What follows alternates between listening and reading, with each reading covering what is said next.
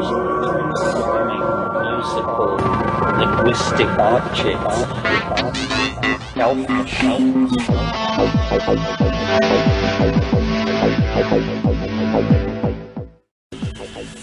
Greetings from Psychedelic Space. This is Lorenzo, and I'm your host here in the Psychedelic Salon. So, how are you today? Well, I hope the change of seasons is treating you kindly. For a while there, I thought I'd dodged my annual fall cold, but it wasn't worth staying away from one of my grandchildren when she had a cold, and so we're now both recovering. But a few minutes with a 2-year-old is certainly worth getting a cold for, don't you think?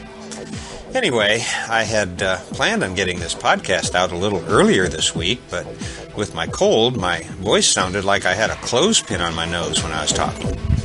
And in case a few of our younger saloners haven't heard of a clothespin, well, don't worry about it. They're just another obsolete technology, sort of like an 8-track player or, before long, a PC, I hope.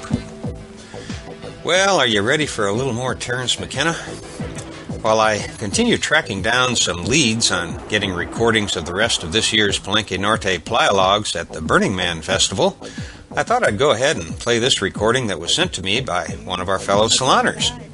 In fact, I actually met Diana at Burning Man this year when she spent some time with us and stayed to participate in a few of the Playalogs. At the time, she mentioned the fact that she had some old McKenna recordings and asked if I'd like to hear them. So, long story short, thanks to Diana, we are about to hear what may be one of Terence's earliest recorded talks. Hopefully, someone who is at this lecture will appear and give us all the details about when and where it took place. All I know is that the MP3 file was labeled 83-7. And in the talk we're about to listen to, you'll hear a reference Terence makes to the Mayan calendar in connection with his time wave hypothesis. And that makes me suspect this talk came very early in his career, possibly before he knew very much about the Mayan calendar.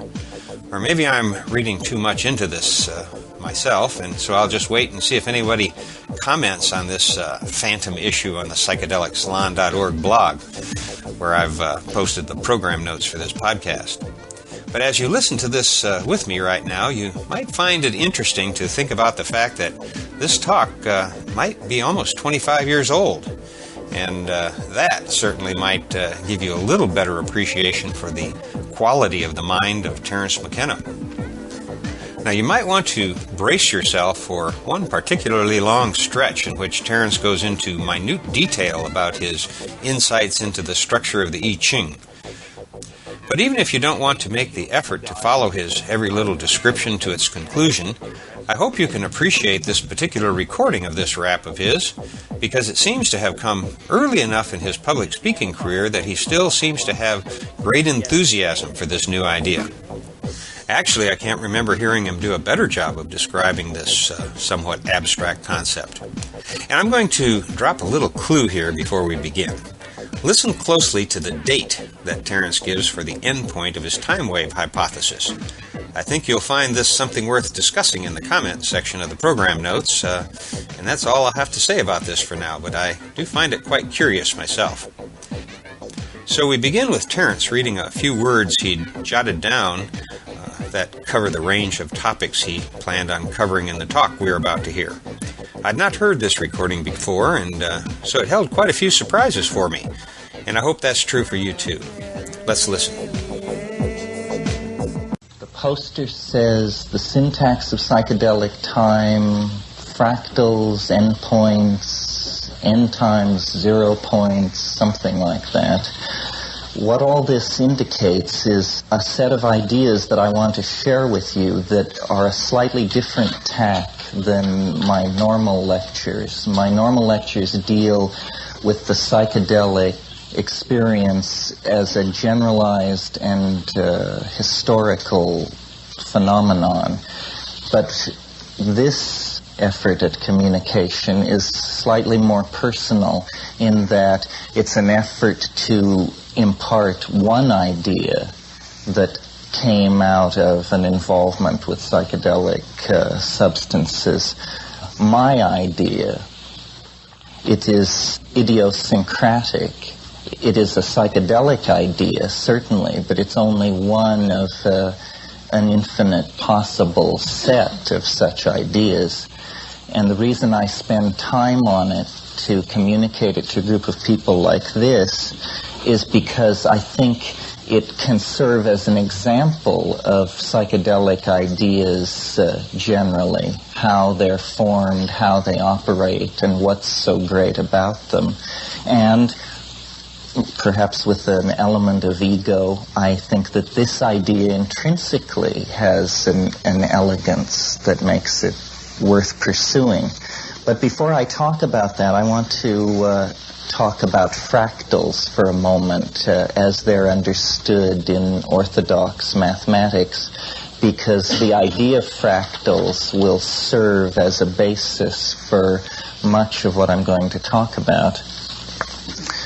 Fractals are technically defined as curves with a dimension greater than 1 and less than 2, or surfaces with a dimension greater than 2 and less than 3, none of which need concern us. What's important to know about fractals is that they have the peculiar property of presenting the same appearance at all scales.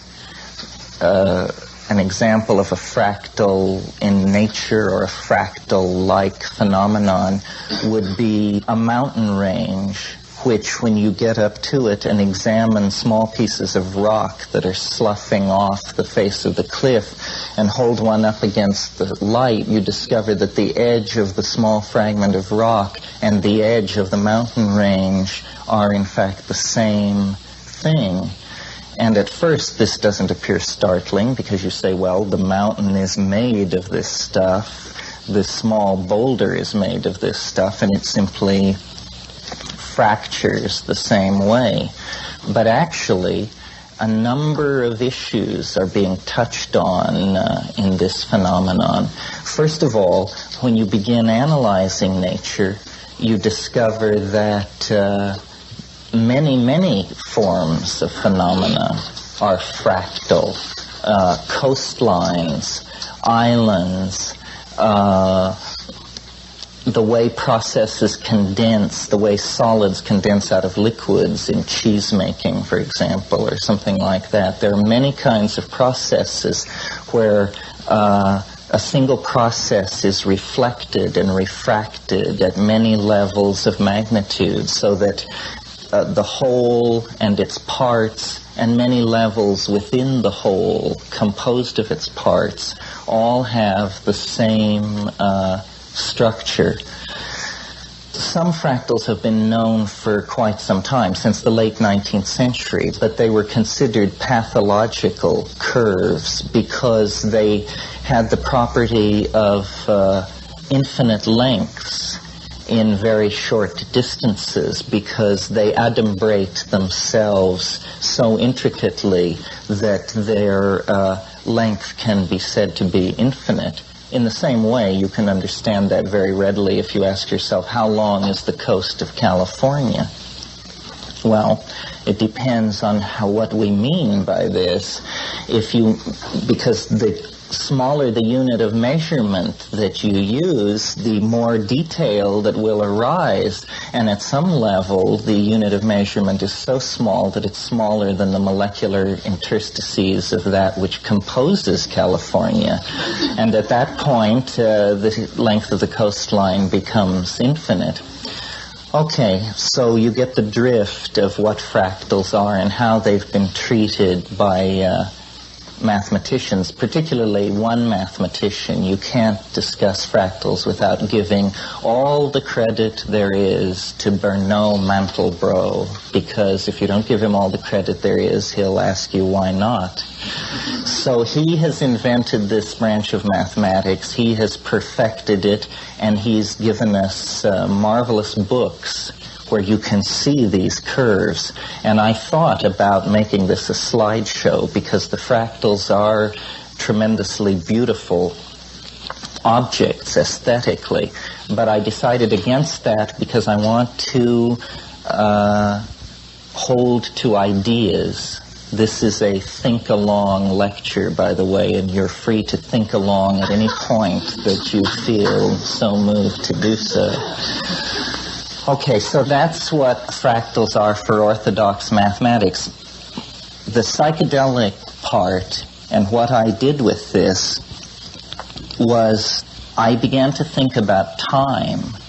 I've always had this idea that our physics has failed us because it is not true to experience, and every advance in physics has been gained at the expense of moving the terms of physics further and further away from anything that could be called concrete experience, so that what we finally have is an integrated set of complicated equations that we are told correctly map at the microphysical or the cosmological level the objects of nature that we're interested in, but it does not come tangential to our experience. I'm sure you've heard me say this before. So I meditated on time with the idea of fractals in the background, and I noticed certain things which are obvious, except they have implication when the idea of fractals is linked to them. And they're trivial things, really. They're things like every day is rather like every other day, and every week is rather like every other week, and every year, and to some degree every century, and to some degree every millennium. But I noticed that as you raise the ante in these temporal scales, change did become apparent. But at the daily level, every day is very much like every other day. But every day also is obviously different. And it's in the differences that we have the feeling of advance into a future and a feeling of completion. So I took all these ideas, and in the Amazon, when we were investigating the beta-carboline drugs, which are used in combination with DMT, I, under the influence of these drugs, fell into a long, extended meditation about all these themes. In fact, it actually went on for years. In fact, it's still going on in some sense. It was a true boost. And I looked at the I Ching, which I was familiar with, but had never particularly been obsessed with. And I noticed something very interesting about it, which is the King Wen sequence, which is the oldest sequence of the hexagrams, a sequence which precedes any written commentary. When mapped for its first order of difference, and its first order of difference is nothing more than, as you pass from one hexagram to another, how many hexagrams change, how many lines change. So, for instance, as you go from hexagram 1 to 2, all lines change. So 6 is the value of that. 6 lines change. When you go from 2 to 3, there is another value. And I graphed the I Ching this way for its first order of difference. Now, in a random distribution, you would expect a fairly even distribution of breaks of orders 1, 2, 3, 4, 5, and 6. But I found immediately that there were no 5s whatsoever, no breaks of order 5, and that there had been an obvious effort to optimize breaks of value 2 and 4. So that in itself, I mean, obviously it's ordered some way, so this wouldn't be too startling to discover a property like that.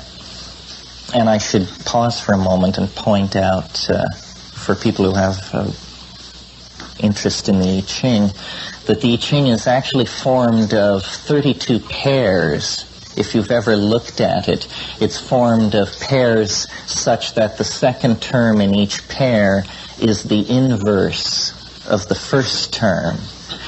Except there are 8 cases, naturally, where inverting a hexagram has no effect on it. the obvious case is where you invert the first one. It's all solid lines, so inverting it has no effect. In those 8 cases, the rule is all lines change.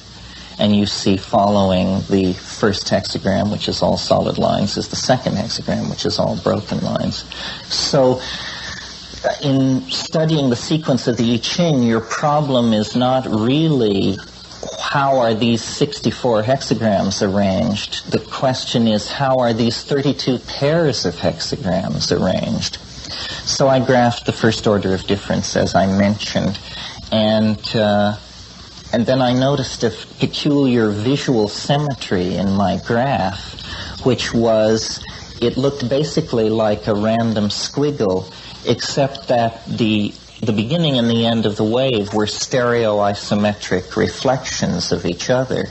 Now what that means is that if you were to rotate in the plane an image of this wave without lifting it off the paper, you could bring the 2 graphs together and they would dovetail together perfectly at the beginning and at the end, but nowhere in between. And this seemed to me a very powerful argument for order, that I had in fact discovered a previous kind of order that was implicit in this thing. Now, to some audiences, I have to make a complicated apologia about logos and voices in the head and all that. I'll just skip that and say, and so I continued working with this thing under the instruction of the voices in my head. And the first thing that I noticed when the wave was fitted together in this particular way was that the hexagrams paired up so that they always summed to 64. In other words, 63 would pair with 1, 62 with 2, 61 with 3, 60 with 4, and so on. So it was as though a kind of magic square was being generated where the I Ching was additive to itself in all directions on a grid.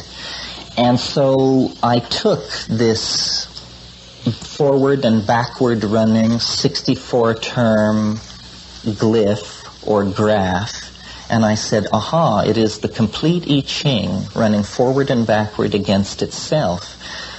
Since it is the complete I Ching, all 64 hexagrams, all 384 lines, I will follow the principle of constructing modular hierarchies. I will collapse it to the simplest term in a system of levels, and I will treat this rather complicated looking thing as though it were a line, one of only 384. And then from there, over a period of years and many pencil sharpenings, we went to computers and produced very complicated versions of this graph, and then found a way to mathematically quantify it so that it could be, instead of a network of lines running forward and backward against each other, it became a single line running in one direction into the future. Okay, so now what's so great about this? In its own terms, it is a self-consistent idea about time that tries to be true to experience. It's saying that time is made of elements. It is not simply an event space, something required for things to have duration. You see, before Einstein, space was thought of as the place where you put things, the necessary adumbration of a thing having being was that it be in space. Einstein came along and said, no, time can be thought of as a surface, as a continuum, as something which in and of itself can affect the outcome of the propagation of a beam of light or an electromagnetic field or something like that. What this idea suggests is something similar about time, that time is made of elements. and that what we intuit about time is more true to the facts of the matter than what physicists are telling us about time. What we intuit about time and what astrology and all forms of prophecy and intuition and clairvoyance and all these things are the idea that we can know about time by deploying our feelings into it. And what this theory does is take what has generally been a very feeling-toned, intuitional kind of idea and mathematicize it and give it rigor and say that with a very simple computer we can predict novelty. We can understand, first of all, that what is happening in the world of becoming, the world that we all experience as beings, is that novelty is entering into being, and it is changing the modalities of the real world toward greater and greater levels of integration. And no matter on what time scale you view the universe, you see this happening. In other words, the universe in its early moments is all chaos. There are temperatures are too high to allow even interatomic bonding. So there's only a plasma of strict particles, charged particles. And then as the universe cools, atomic bonds become possible, and atomic systems come into being, which indicate a more refined level of organization. And then later, much later, molecular systems, and on another level, stellar dust and star systems and organization of large aggregates of matter. Then life. And it represents another one of these quantum leaps in complexity, which is old stuff. But something else besides a leap in complexity is happening with each of these ingressions into novelty. What is happening is a speeding up of the speed at which these ingressions are happening, so that the first half of the history of the universe, you can say virtually nothing happened. Everything happened in the last half of the universe, of the life of the universe.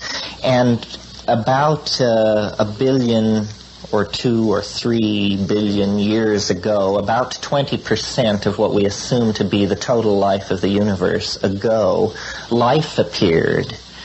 And then the mammalian line, the early mammalian line appeared 60 or 70 million years ago at the close of the dinosaurs. Then we get culture 25, 30, 50,000 years ago, and very shortly after that, mathematics, and very shortly after that, electronic circuitry. And there is this compression of events, which from the point of view of the historian is the major thing that he sees when he looks at the history of the universe. But science has never mentioned this peculiar compression of events and densifying of complexity. Science takes the position that if that's happening, it's unimportant, and it probably isn't happening at all. And science goes to great lengths, though it admits evolution, to make sure that it arises out of non-teleological processes, and to make sure that it's always confined within the realm of biology, so that an orthodox evolutionist is very uncomfortable if you start speaking of stellar evolution or cultural evolution. I've heard these guys say, if there are no genes involved, you do not use the word evolution. See, they don't want to see it as a formative process touching the organic, the inorganic, the social, the psychological. I took very seriously this deepening ingression into novelty, and I said it is a physical quality of the continuum that we're existing in. It is not a loose and unconstrained tendency, but it is a predictable tendency, like charge, speed, momentum, that kind of thing. And I noticed something very interesting about the number 384, which, if you'll recall, is the number of lines in the complete set of the I Ching. The number 384 is 13 lunar cycles. There are 29.29, I believe, days in a lunar cycle, 13 of which gives you 383.89 days or something like that. So in other words, it's to within a fraction of a day, 384 days. So it suggested to me a calendar. And then I noticed that in hexagram 49, which is revolution, it specifically says the magician is a calendar maker. And then I used resonances of this 384-day solar year, resonances of 64. So, for instance, I would take the 384-day year and multiply it times 64. This gives you a period of time which is 67 years, 104.25 days. That is 6 minor sunspot cycles and 2 major sunspot cycles. Plus it also, in the invisible landscape, the other astronomical correlations are made clear. When you rise to the next level, when you take the 67-year cycle times 64, you get 4,306 years. This is very close to, let's see, half of a zodiacal age. In other words, the precession of the Earth on its nutational axis requires about 25,000 years. And that is what is spoken of when they talk of the Piscean age, the Aquarian age. They're talking about how through the slow procession of the equinox, it is moving from sign to sign. And it takes about 2,000 years for a sign to be transited. So 2 signs can be transited in exactly the cycle of time indicated. I've spent so much time laying this out because I've noticed in other lectures that I've given what of this theory, what has come through to people is the notion that I have a prediction about the end of the world, that I predict an end time. And then there's always lots of questions about what is your eschatology, what kind of an end of the world do you foresee? But what I really am interested in is not the end of the world, but everything which precedes it. And that's what this wave is looking at. And by comparing the wave with the computer to various historical periods, defining the quality that the wave is describing as novelty, which is this form of connectedness, we have been able to get very good fit between certain historical periods and the wave. And naturally, since the wave is a mathematical fixed entity, once you have a good fit to one historical period, if it's a very good fit, the wave will fit then all of history, so that you can say you've been using Periclean Greece as your benchmark date with a certain idea about how the wave must look in that period. So then you find a configuration that fits. You say, okay, that perfectly fulfills my intuition about how the wave should look for Periclean Greece. However, I have an equally strong intuition about how it should look for the French Revolution. So now let's scroll forward and see how it looks against the French Revolution. And as the intuition of the fit builds, you define the number of applicable cases where the wave seems to be working. And we have done this and settled on a date, which I discussed a little bit last time, which is November 12, 2012. And someone brought up that the Mayan calendar also predicts the end of the world, whatever that means. It simply means that your calendar spins off its axis and you have to reset your clock. Maybe. It may mean something else. Whitehead, who I'm a great follower of, had the idea of what he called epochs. And he pointed out that a constant, for instance, the speed of light, we'll say, which is a favorite constant, the speed of light has only been measured for about 80 years. And yet all of our physics hinges absolutely on the supposition that this is unchanging over the life of the universe, 20 billion years. And so what sample of 20 billion years have we looked at?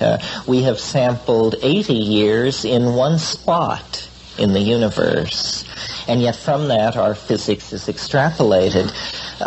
Whitehead had the idea of what he called epochs, which were like bubbles in the universe of possible time. And within these bubbles, certain laws were operating. And they would operate consistently throughout the bubble. But when you passed beyond the bubble, you found a different set of physical laws operating. And very recently, this idea, I notice, has been brought back with this inflationary nothing cosmology that's catching on, where the universe may have a false vacuum bottom and may be suspended in a much deeper, stronger, denser vacuum. But what this theory is suggesting is that there are not only epochs of very long duration, such as the epochs which were in force when temperature and pressure in the universe were such that molecular organization couldn't sustain itself, we'll say. There may be very short epochs where laws manifest that are normally hidden. For instance, the puzzle of human history is something like this. 1 million, 2 million years ago, there were only monkeys on this planet, and a very advanced bipedal chimpanzee, perhaps. Now suddenly, there are atom smashers and video games, Barry Manilow, all these things. And this has happened with startling rapidity. And it well may be it is because mind is manifesting, the constraints on mind as a force in nature have been lifted over the last 10 to 15,000 years, and nature and mind is claiming these new levels of freedom. And what I see happening, and this is why these lectures always seem to gravitate toward the future, is we are living in a very pivotal time. The time that we inherit from science is a time to humble you, to dwarf you. It tells you that the sun will not fluctuate for another billion years, that species come and go, and that, in other words, that on the temporal scale that you don't matter, and that now doesn't matter. But when you look at the release of energy, the asymptotic speeding up of processes, we tend to be xenophobically oriented toward the human. So what we say is that human history is taking place. But if you were an extraterrestrial lying off in your flying saucer and looking down at Earth, you would not see species. This is a Linnaean European concept that aids in the cataloging of natural products. What you would see if you saw biology is you would see a gene swarm on the planet Earth using species as the reduction valve as it flows through time, but only generally. There are many other ways that genes are transferred through episomes and vegetative propagation and this kind of thing, which doesn't need to worry us. But process and information which is what has been happening from the very beginning. The atomic system codes and releases more information than the plasma. The molecules have a similar relationship to the atomic systems, and so on, right up to the cultural systems. And now we have reached the point where the culture is cohering, and we are becoming too big for the planet. All the natural resources are running out. All the political institutions which normally control the monkey tribe are breaking down so that every man can know everything, which makes previous forms of social organization virtually impossible. All of these things are happening, and it is because there actually is closure into these shorter epochs. We can now, after almost 1,000 years, if not more, of moving man off the stage and saying, no, man is not the image of God, man is not the beloved of the Creator. We are on a small planet around a small star off on the edge of the universe, and our fate, if we have one, rests in our own hands, if in anyone's. This may not be true in the sense that if we change our values and say that nature conserves complexity and strives for complexity, if that's true, then the human neocortex and human society are the most precious and advanced objects and organizational dynamics in the universe. Now, I want to talk briefly about something which happened in the past, possibly, hypothetically, and how it relates to this running into the short epochs where all time and culture and information seem to flow together in a kind of psychedelic eternity, an information stasis, a kind of standing wave hologram that is the now. I mean, I believe the poster says, Plato says, time is the moving image of eternity, because we talked about that last time. Julian Jaynes, who was a psychologist at Princeton, talked about what he called the origin of consciousness in the bicameral mind. And he said that in pre-Homeric times,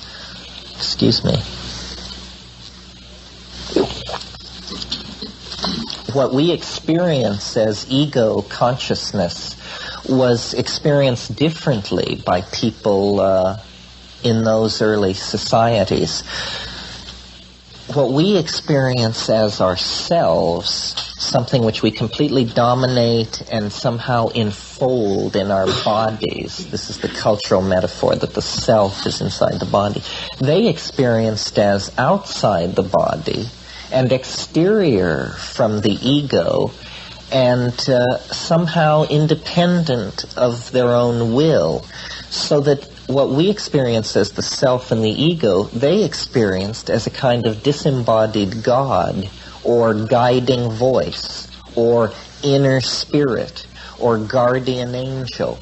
The important concept in all of this being that they experienced it as separate from themselves. And then Jaynes goes on to suggest that it was traders who were people who passed from one society to another for the purpose of exchanging goods, who were the first cynics, because they realized that everybody's gods in different places were saying different things. And they realized, therefore, that there was something funny about these gods, that they were, in fact, somehow rooted in human psychology rather than in theogony, in some sense. And they became the world's first egotists, or the world's first individuated people, because they correctly identified a psychic function as arising from themselves, and they integrated it.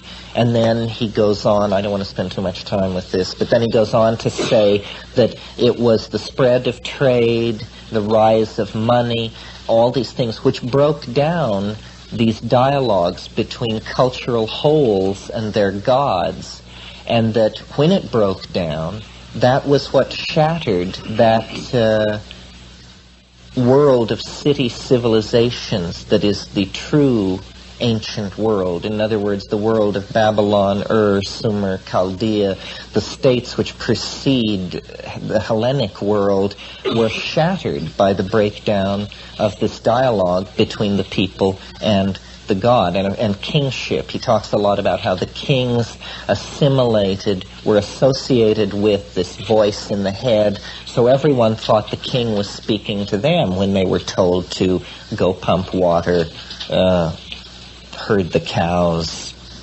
shear the sheep, whatever they were told to do. Okay, I mention this because I think that something similar is happening in the present, and that unwittingly James may have provided a metaphor for understanding this.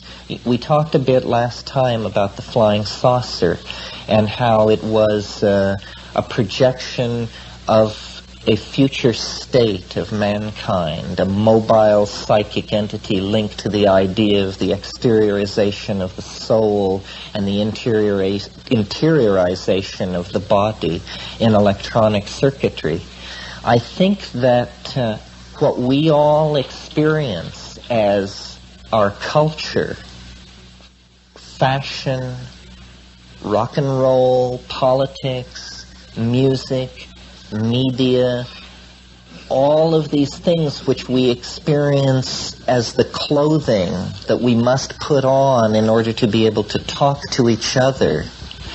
This is a kind of God or a kind of autonomous psychic function that has slipped out of our control, or which has arisen outside of our control as a legacy of this earlier process of integration in the Hellenistic period, so that phenomena like the nuclear freeze movement or the rise of the term networking, or all of these integrative, holistic, feeling-toned, you could almost say liberal, or you could almost say that liberalism in its classic 19th century guise is the first faint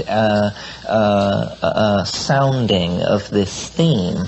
This rising global humanism is in fact the rising into consciousness of a tribal god, similar to the kind of tribal god that functioned in these pre-Hellenic societies.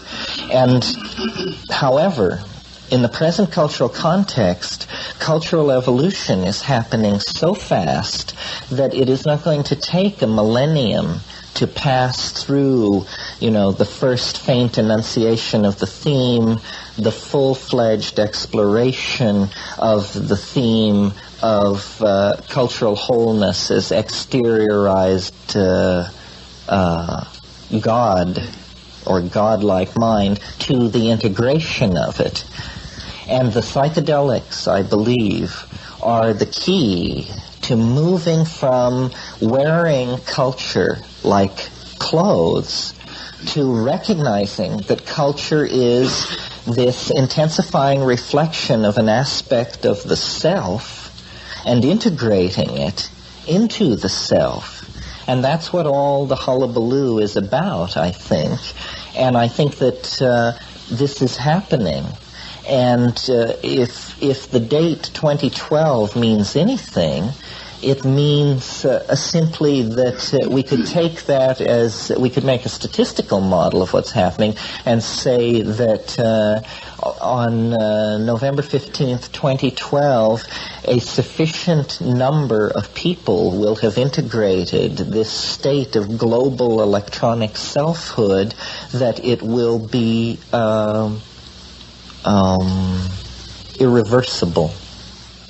that up until a certain point, when any stochastic process begins to happen, or when any cascade begins to get going, up until it has a certain momentum, there is a possibility of many different bifurcations leading to different end states. But once a certain amount of energy is in the system, then you can say, it's going to go all the way. And I prefer to probabilitalize all of these predictions of the end of the world, and to think of them simply the way you think of a particle in the quantum mechanical model. When we assign a position to the particle, we understand that the particle isn't at that position, that point is merely the center of a cloud of probable positions, any one of which could be occupied. Nevertheless, outside of a certain short distance from that point, the probability of finding the particle drops off asymptotically. So it's a cloud of probability, and this date up after the first of the century is the center of a cloud of probability. Now, what kind of ethics decline from that kind of a position? It seems to me obvious that the first thing that's apparent from that is that you don't sit around waiting for the apocalypse. You understand that as soon as you push yourself over the brink, you've done the major piece of work that has to be done in your cosmos. From then on, you just sit around watching it happen. So it's an invitation. We're all very fortunate. It reminds me, and I probably mentioned this last time, I think about it fairly often, of the Irish prayer, "May you be alive at the end of the world." Probably we all have a very good shot at it, but I have no idea what the probabilities are for any one of us. I've spoken of this tonight more in its operational terms rather than in the gee whiz kind of terms, which I did last time, where I painted a picture of what it will be like to invoke this global electronic aspect of the self and to integrate it. But these ideas about collapsing time vectors, about history having an end, about, in fact, history being the shock wave of an event at the end of time, these are the ideas that religions handle fairly well. I mean, this is not religion so much, but theology. Religion tends to concern itself with public morality, but underpinning religion is theology. And it seems to always, at least in the West, meaning in Judaism and Christianity and Islam, and in all of the spectrum of cults that each one spawned, and continues to spawn, there is this wish to put an end to time, to close it off, to redeem us from the cycle of becoming. And I think that the reason these ideas are so persistent in the human psyche is because all of history can be seen in biological time as so brief that it is simply a prelude and an anticipation. I don't know if you caught it, but about 24 minutes into this talk, Terence very casually said about novelty that it is a form of connectedness. Have you ever heard him say that before? If I did, it never stuck out to me before. So does this mean that Terence's 2012 endpoint of infinite novelty means infinite connectedness?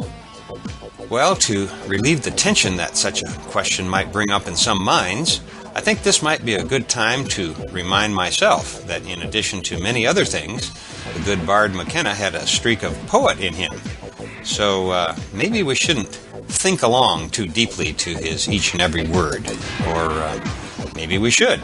You've got to be your own judge about that, just like everything else for that matter. And keep in mind that the talk you just heard may be a quarter of a century old. A lot has changed since then. For one thing, as one of the scientists at the CPAC conference just explained, our sun being stable for another billion years is perhaps just another myth. In fact, there is more concern about the health of the sun right now than you normally hear.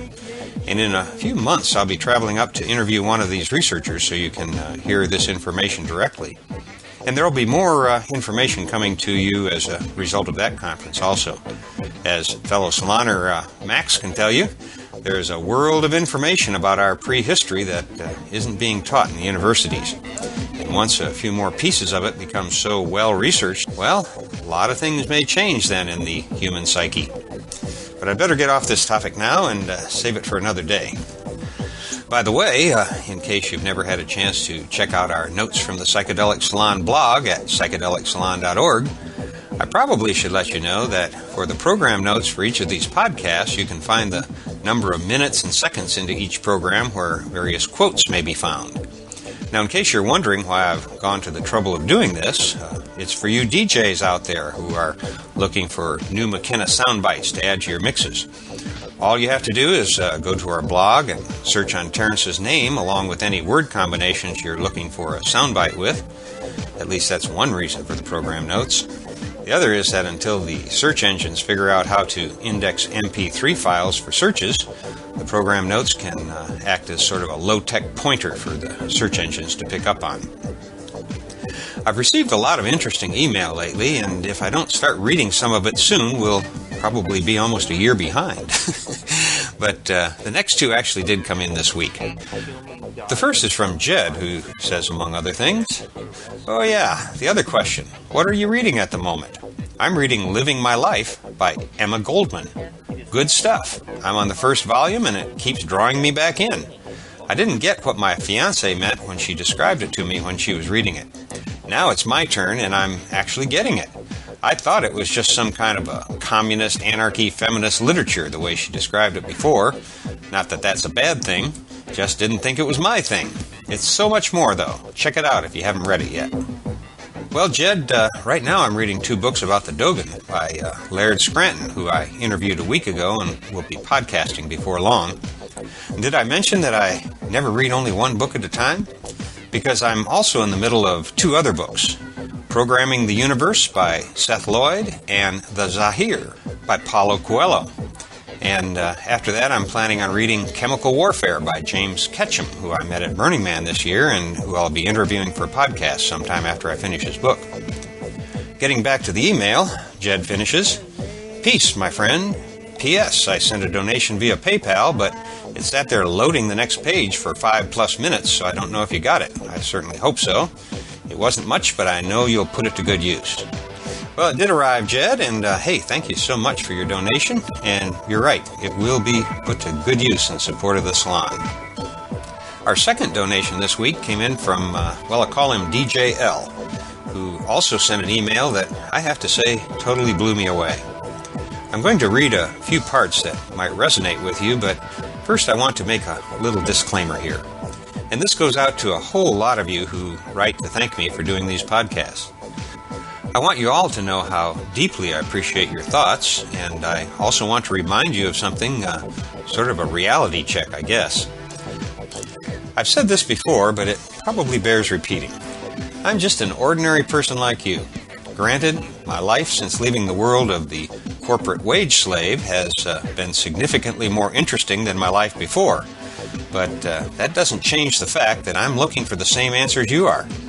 My role, as I see it, is that of a carnival barker. My job is to get you into this great big psychedelic tent so you can take a look around for yourself and come to your own conclusions. I really don't, at least I try not to pretend to have any answers, and now that I'm getting older, I'm even having trouble remembering all the questions. So I'll continue to collect some of these interesting thoughts and pass them along to you. The ones that resonate best with you are the trails maybe you should follow. Or maybe they're the trails to avoid. Heck, I don't know. Like that radio comedian says, I'm just another guy searching for answers to life's persistent questions. So that's a long way of saying, hey, thanks for the thanks, you guys, but if there's anything life-changing going on in here, It isn't because of me. It's because of the person who is in the process of changing her or his life on their own, one thought at a time. Now, getting back to DJ L's email, and first I want to thank you for your donation and even more for your email. It moved me deeply. One of the things DJ L said was, I was a rave disciple. I was certain, without a shadow of doubt, that rave culture would change the world. The power emanating from a solid, well-formed, and well-vibed rave seemed so important and so unique that the idea of it dying off seemed impossible. The last rave I attended that managed to achieve a deep and important vibe was in 1999. I've been paid to spin records all over, from Hawaii to New York since then. But the vibe of Clubland and its alcohol, amphetamine-fueled energy has effectively suppressed the vibrations of those early, innocent, pure, homeopathic raves.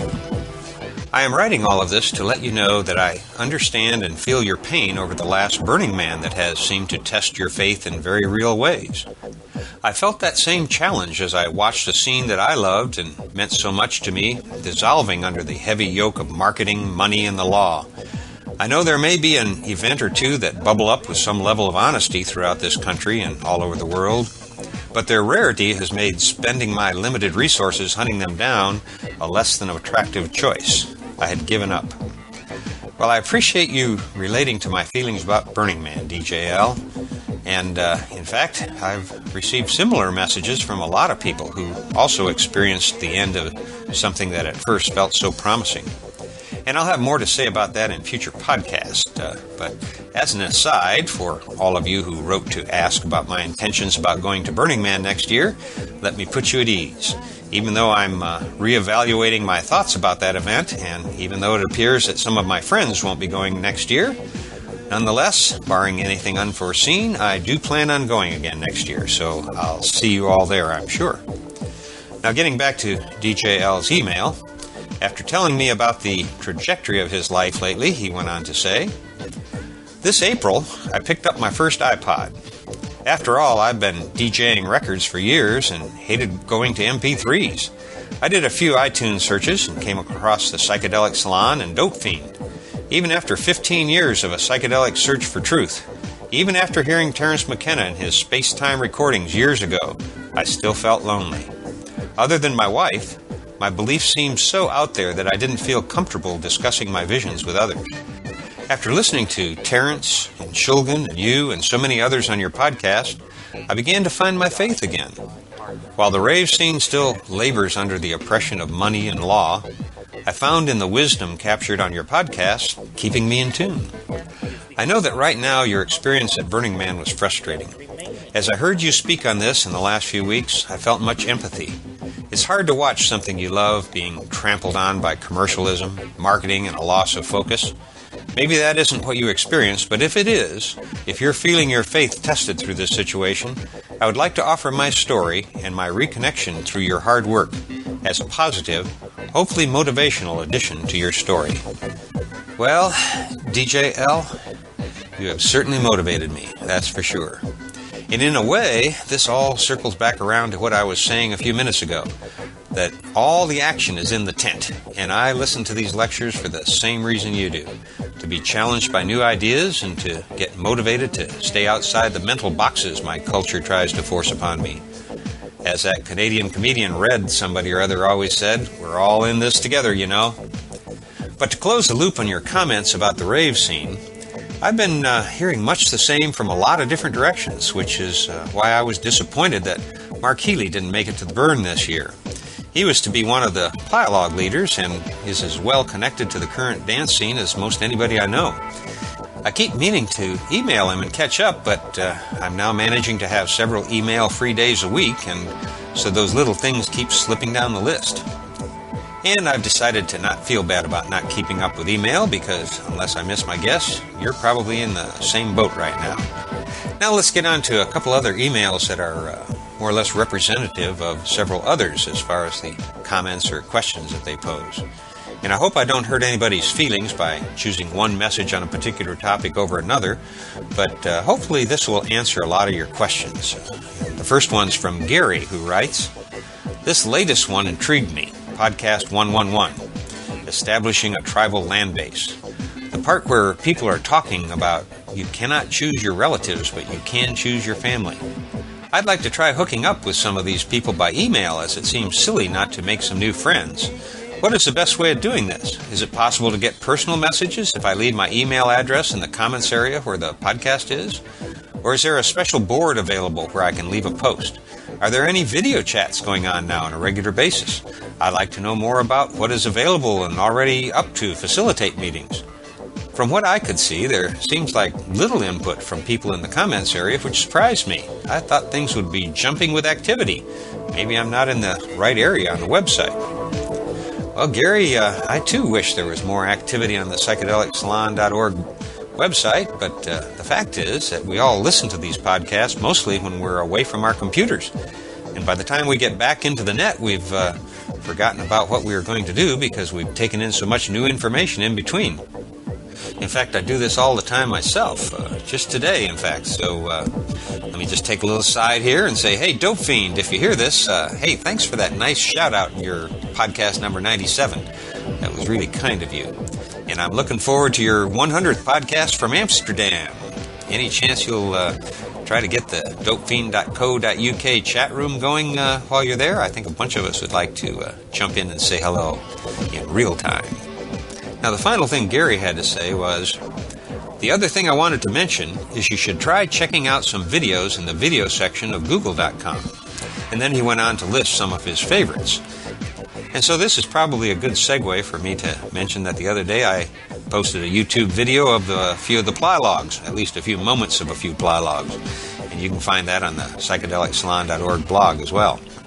The next email, and by the way, I'm shortening all of these emails a little bit, and just reading the parts that are pertinent to everybody here. And this one comes from Ruskin, who says, I went to the Burn this year. It was my first Burning Man experience. I went with 3 months' notice along with two of my close friends who had never been either, but have wanted to go for several years, like me. We knew a friend of someone who was part of the BRC staff, and they were camped at Entheon Village.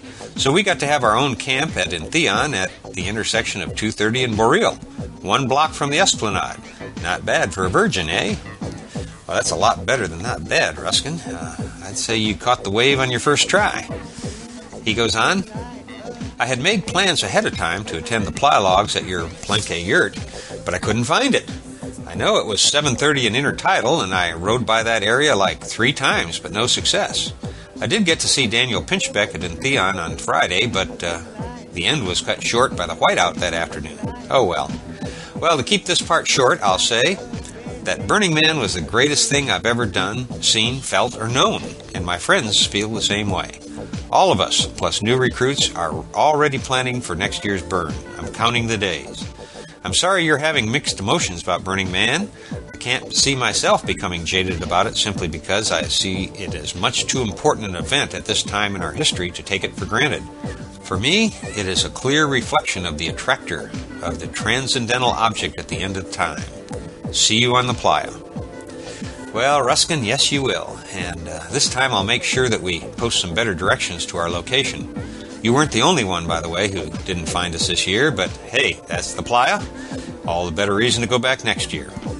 And I've been meaning to mention this for over a month now, but one of our fellow saloners, I think his name is Michael, asked me for a copy of the Vav-Ohm CD when we met at Center Camp on Tuesday morning. And I didn't have a copy with me, but Michael, I think you did come back to the yurt later on, but if you reminded me about that CD, I must have zoned out on you, for which I do apologize. Anyway, if you send me your snail mail address, I'll mail your CD. I've been saving it for you.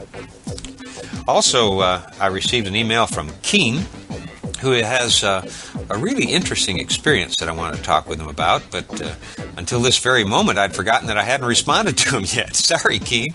I'll try to remember to answer as soon as I get this podcast out. Now, an email I got from Cannabis King is one that I've been asked several times about, but just haven't had a chance to answer. Here's what he writes.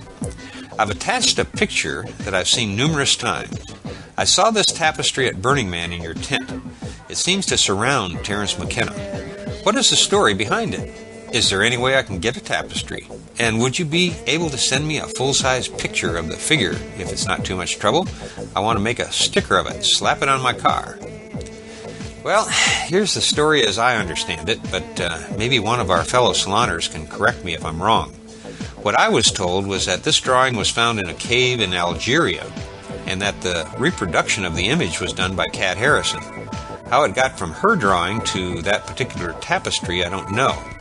But the tapestry, if you want to call it that, is actually just a piece of canvas that one of our fellow campmates used to reproduce from a photo he had.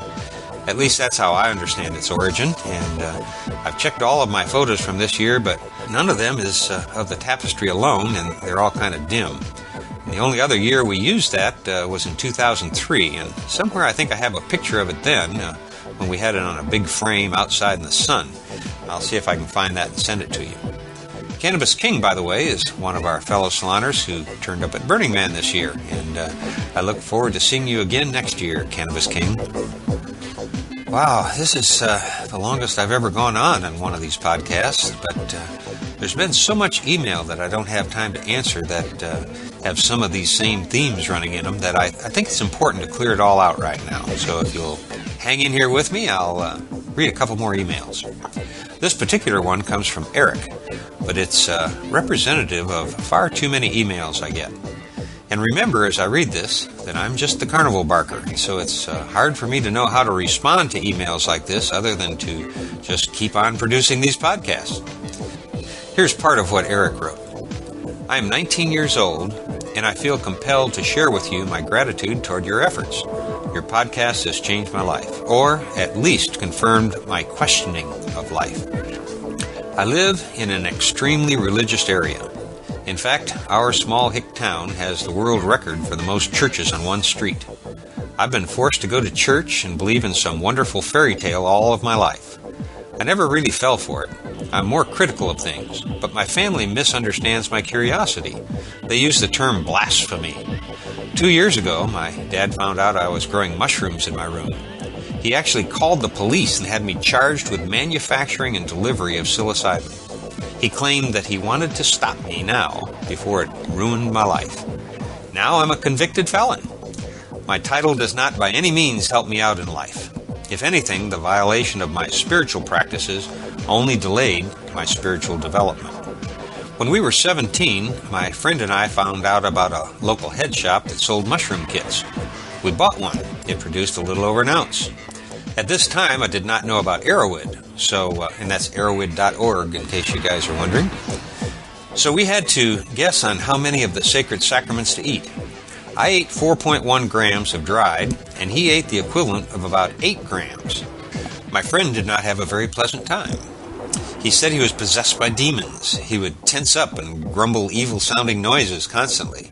I, on the other hand, had a pleasant trip and started realizing things. I noticed I thought about weird stuff.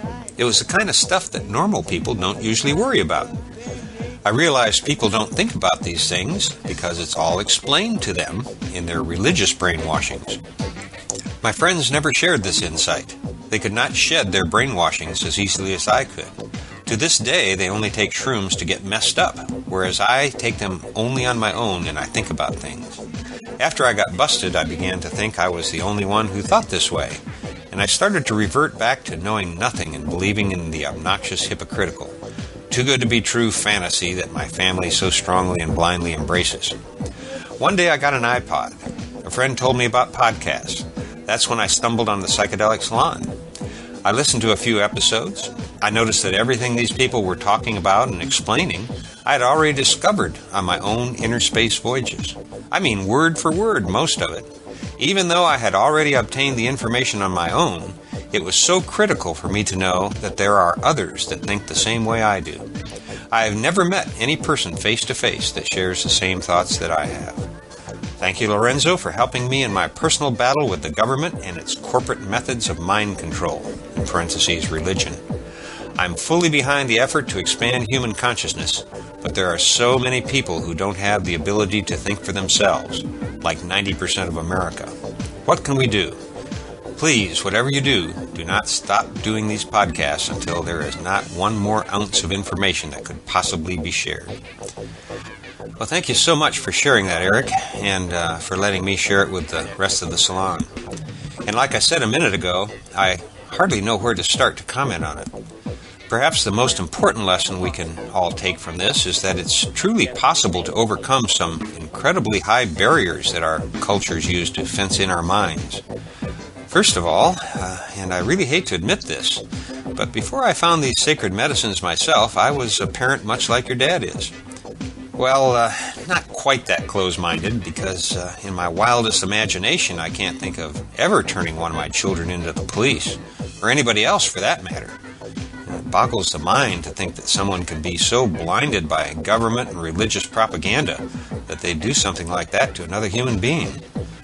But being psychedelic as you are, I'm hoping that after a few years pass, that your parents will wise up and see that it's the screwhead cops and the U.S. system of criminal injustice that are screwed up.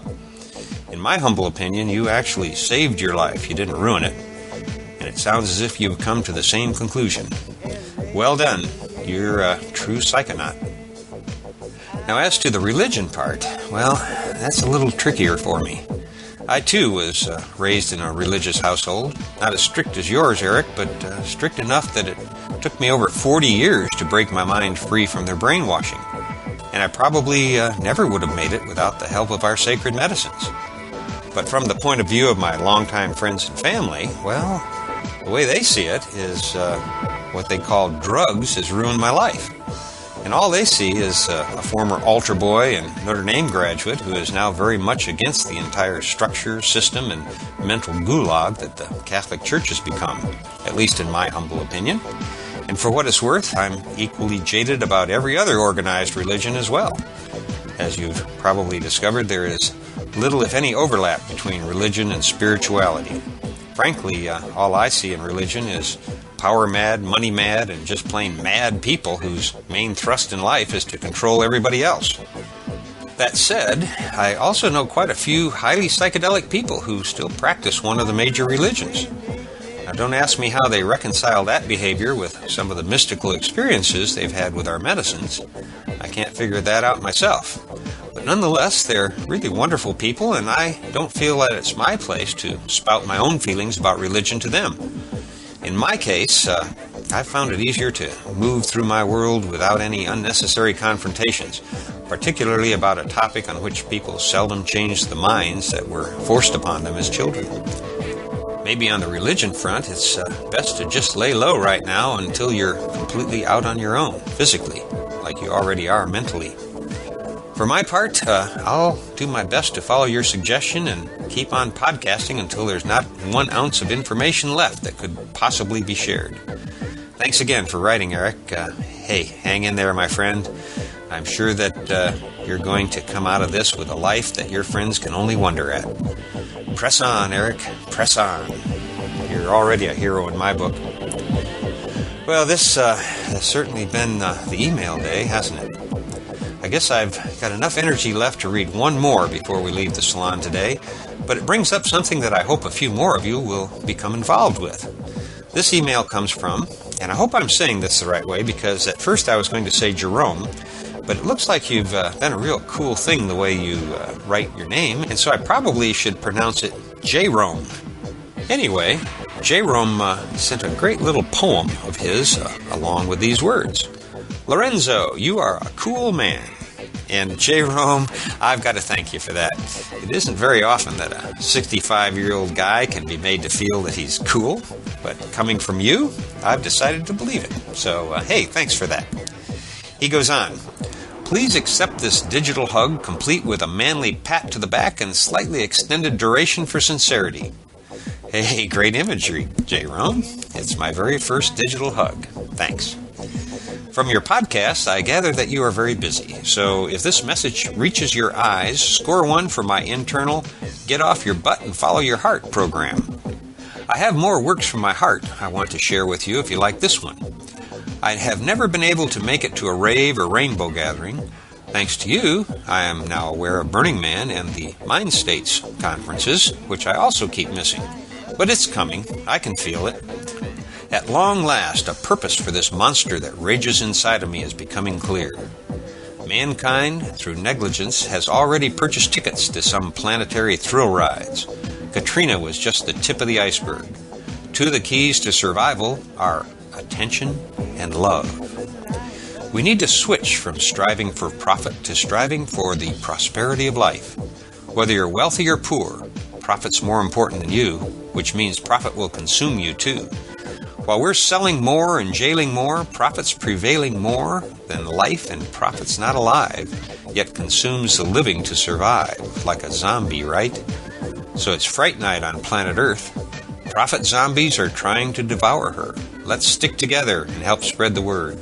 Brothers, sisters, it's time you heard that it's Fright Night on planet Earth, and we all need to become janitors. We have a big mess left by our ancestors. Brothers, sisters, help spread the word. Keep up the good work, Lorenzo. As per your advice, I will try to post this on the latest Psychedelic Salon forum. And thank you, J-Rome. I'm sorry I didn't do a good job reading that for you, but I very much would like to hear your poetry in your own words. So how about recording a few of them and sending it to me to post on the psychedelicsalon.org blog? Or you can do it yourself if you've got the technical whiz, which isn't that tough, I don't think. In fact, if you take a look at the posting just before the program notes for this podcast, where I posted that YouTube video clip, I also posted an MP3 file with Seabrook's poem, The Vision of My Conscious Decision, that he recited at Burning Man.